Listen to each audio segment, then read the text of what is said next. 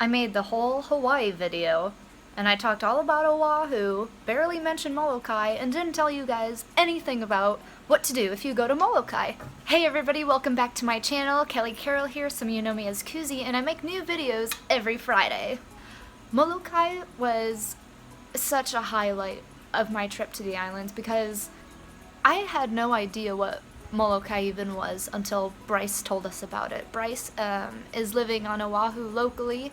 He's in the army. He's stationed out there. He's wonderful. He's the best tour guide ever and a great new friend. And he was telling us that Molokai was one of his favorite islands. And I was like, I actually haven't heard of Molokai. Like, I know about Lanai and I know about Maui and Kauai and Kona, and I was like, what's Molokai? He was like, well, it's very underrated because it is so quiet and rural and it's very raw and it's very old-fashioned. So a lot of times when tourists come out to the islands, they want to go places like Big Island or Oahu to kind of get like this city feel on the beach and everything. I was like, I don't want that. I want to see the nature. I want to see what's real, and I want to hear people still speaking the Hawaiian language, and I want that cultural experience. And he said Molokai is the place we have to go. We flew on Mokulele Airlines out of Honolulu Airport and went straight over to Molokai on our very first stay in Hawaii. And the moment we landed, it was just, there was a different peace. There was a different peace the whole island had, and it was just more still and more quiet, and it seemed almost like we were on a private island. Getting off the plane, we checked into the Airbnb that we got there, and we went to our very first beach, which again seemed like a private beach because it was so quiet and still and peaceful, and it was called Murphy's Beach. And it had a little reef there too. The reef was real cute. It is a tinier reef, but a reef nonetheless. So we spent the whole day kind of just laying out, listening to the waves. The boys got burnt real bad. I got a nice little tan. You wouldn't expect it from skin tone like this, but I was okay. I had to nurse them the rest of the week though. The Hawaiian sun is strong. Wear lotion. Reef safe lotion, please. It was such a beautiful day, and then we ended the night by a little drive through the Molokai Ranch. The Molokai Ranch, gosh, I wish I had all the facts with me, but it is acres and acres and acres of empty land. Still some cows grazing. I don't know if it's owned by anyone anymore.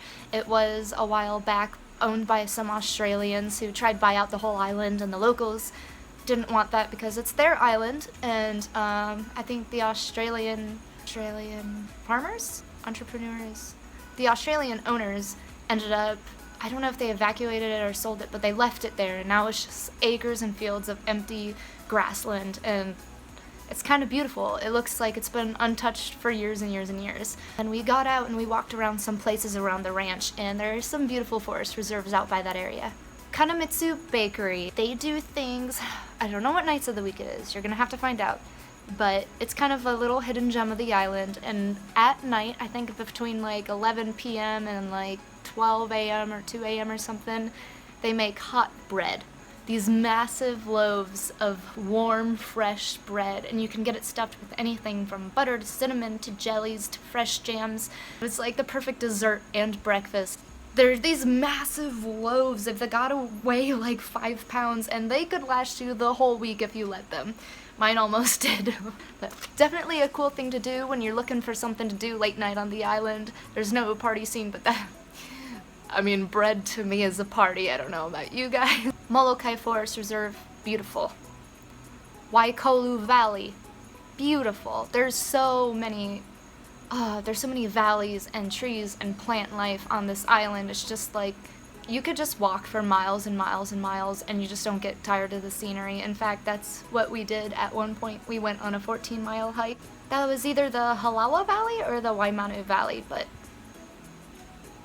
find out for yourself. Also, a lot of these hikes are posted on Gaia, All Trails, all your hiking apps. You're going to be able to find them, and if you lose service, they're able to keep roaming, so, except for the one we got lost on. I need to remember what that is so I can save your lives. But it is pretty easy to find your way around, it really is, and there's so many apps now so you don't get lost, and I think there's a part of our subconscious that wanted to get lost too because we just like having stories to tell.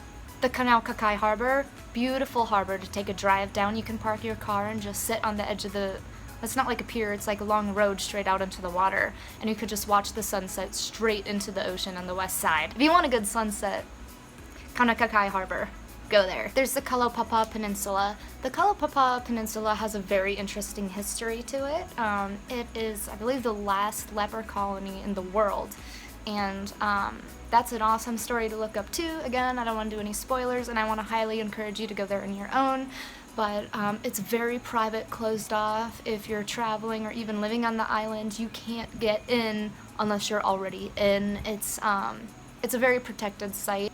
You can look down, however, on the Kalaupapa Peninsula. The Phallic rock is exactly what it sounds like, but it's a very important and historical artifact on the island of Molokai.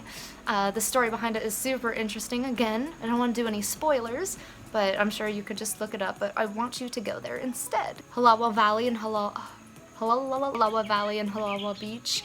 Halawa Valley has tours going through it by the people who own the land there. Very educational tours, and will bring you to a waterfall. The beach there is open access, and it is beautiful.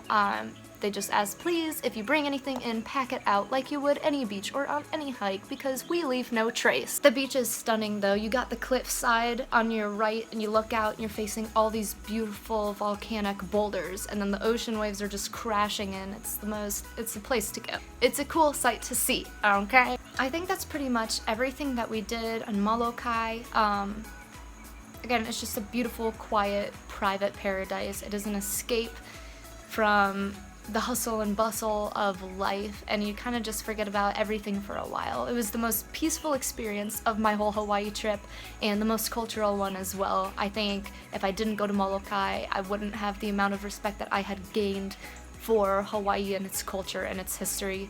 That was definitely one of my ultimate goals in going to Hawaii. I don't like going to places as a tourist, even though I act like one.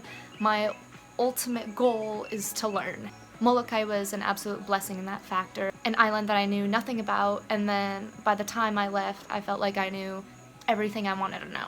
Thank you again for watching. If you have any questions or comments, please comment below. You can like and subscribe to this channel. I'm not looking, but you should do it. Thank you again, and we'll see you next Friday.